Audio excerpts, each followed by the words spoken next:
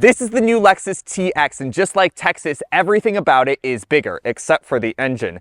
Now you might be thinking, wait, Lexus has a full-size SUV, the LX. Shouldn't that vehicle be bigger than this 3-row midsize SUV? But because the TX is unibody and the LX is body on frame, this has the biggest interior of any Lexus on sale. So how does the Lexus Texas stack up? If you are looking at buying or leasing a new 3-row luxury midsize SUV like the Lexus TX, or any new car for that matter, it could even be a Mustang, I can help you narrow down your list to just 3 to 5 vehicles by curating a customized list of vehicle recommendations that fit your needs. Head over to drakemoscow.com/buying a car to see how I can help you find your new car. Now, not only is the TX in a slightly weird position being bigger than its flagship brother, the LX, but it's also not the only 3-row midsize SUV on sale from Lexus, because there's also the GX, but the TX is by far the more urban suburban choice of the two. And that is made clear under the hood, where most TXs are powered by 4 cylinders. This is the base 2.4-liter turbocharged 4-cylinder making 275 horsepower.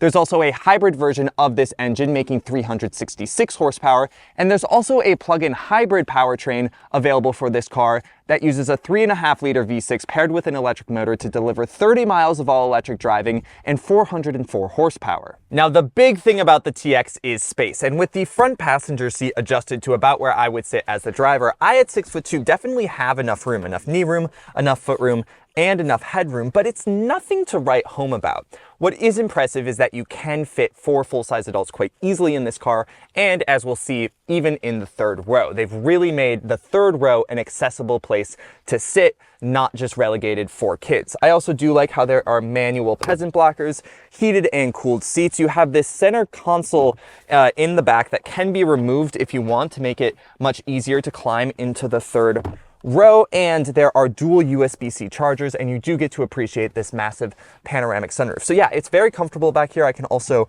recline if I want, and that is a good amount of recline, and the seat does move forward and backwards if you need to give 3rd row people more space, and I even can fit with the seat all the way up, which is impressive. So yeah, this is a very usable 2nd row, but for being the biggest Lexus that they sell on the inside, it's not like super impressive. This is no long wheelbase Escalade or Range Rover. I do like that the TX has a one-touch button to move the 2nd row captain's chairs out of the way and climbing into the 3rd row. You can see it's only 2 across in the 3rd row, bringing this 2nd row captain's chair back.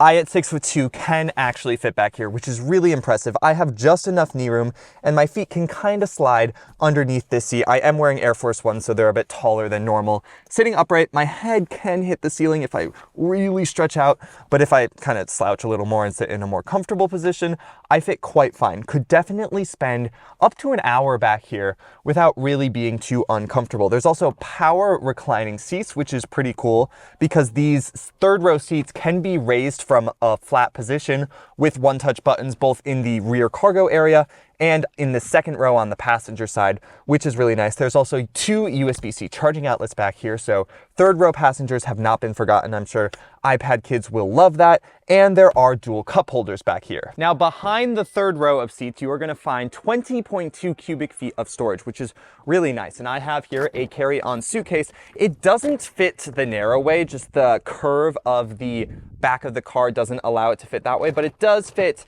the wide way. So you could probably fit 3 carry-on suitcases behind the 3rd row, but you can drop the 3rd row really easily, like I mentioned, by pressing these buttons in the back just once, and they will automatically power fold down, which is really nice. The headrests will also drop so that they can go all the way down automatically, which is really cool. And when those seats are all the way down, you have raised your cargo capacity to 57.4 cubic feet of storage, so you can fit a lot of carry-on suitcases behind the 2nd row in the TX. What's more is that the 2nd row folds flat, giving the TX a maximum cargo capacity of 97 cubic feet. Huzzah for practicality. Now, this car is based on the Toyota Grand Highlander, and it's up front that you really forget about that connection the most. This is a very elegant, very Lexus design. The technology is all really nice. The materials are super luxurious, soft. There's nice suede material on the seats as well as this perforated leather. The steering wheel is very soft. You have your virtual rear view mirror. Everything up here is very Lexus, and this feels like a proper luxury vehicle. Unfortunately, the same cannot necessarily be said for the driving dynamics. I don't find the suspension of the Lexus TX super supple. It feels very similar to the suspension on the Toyota Grand Highlander, which is a fine ride, but you definitely do get bumps and sharp impacts into the cabin. It's not the softest sprung Lexus suspension I have been in. I think the GX, again, the body on frame, 3-row midsize SUV from Lexus, definitely has a slightly better ride. Similarly, it's not particularly quiet in here. I'm going 80 miles an hour right now down the freeway, and there is a fair amount of wind noise and road noise that is coming into the cabin. I think I was recently driving the Hyundai Ioniq 6, and honestly, that had a quieter cabin than this Lexus TX. It just doesn't feel quite up to par with what I've come to expect from Lexus and that you would get in Lexus's other products. Lexus RX feels a bit more premium than this TX. I don't think there were quite enough changes made between the Toyota Grand Highlander and this vehicle in order to step up the luxury of this car. Again, the cabin is very nice. I'm a huge fan of how it looks. These seats are very comfortable. All the materials are really nice, but the driving dynamics aren't quite there. The steering is actually really good. It's quick, it's responsive, it's very nice car to steer. I have no qualms with the steering, but other than that, the suspension, the road noise isn't really up to par, nor is the power really on this base 2.4 liter turbocharged 4-cylinder. Makes 275 horsepower, and it's adequate, but when you under significant load, when you put your foot down, you are going to hear the groan of this 4-cylinder. It's not a great sounding car. It also doesn't get great fuel economy, so even though it doesn't have that much power, you're not being rewarded with great fuel economy. I've averaged 22 mpg in the time that I've had this car, so that's nothing impressive, nothing to write home about. And it also doesn't have power. So the hybrid versions obviously would get better fuel economy, although the 500H, which uses this engine along with a hybrid powertrain, the hybrid system is more designed to add power than fuel economy, but you should be getting a few mpg better than what you're getting in the TX350. That one makes 366 horsepower. And then there's the plug-in hybrid, which upgrades you to a 3.5 liter V6, and you should get about 30 miles of all-electric driving before that 3.5 liter V6 has to kick on.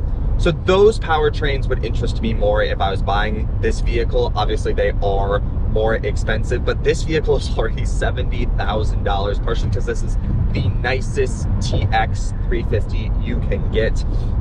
It's got all the bells and whistles, and it's nice in here again, but for $70,000, I would want a softer ride. And these aren't massive wheels on this particular model. I think they're 20s, but they have a significant amount of sidewall, so I would hope that that would help the ride quality. That's not really the case. I think if you got 22s, which are on offer, I believe, on some of the other trim levels of this vehicle or other powertrains, I would question how the ride would be for those vehicles. But the goal of the Lexus TX is to make a super practical Lexus SUV, and this vehicle is super practical. You've got 3 really usable rows of seating. It's a very nice cabin in here. The speakers are really good. You have all of the bells and whistles, like your virtual rearview mirror. You have a panoramic sunroof. Very nice.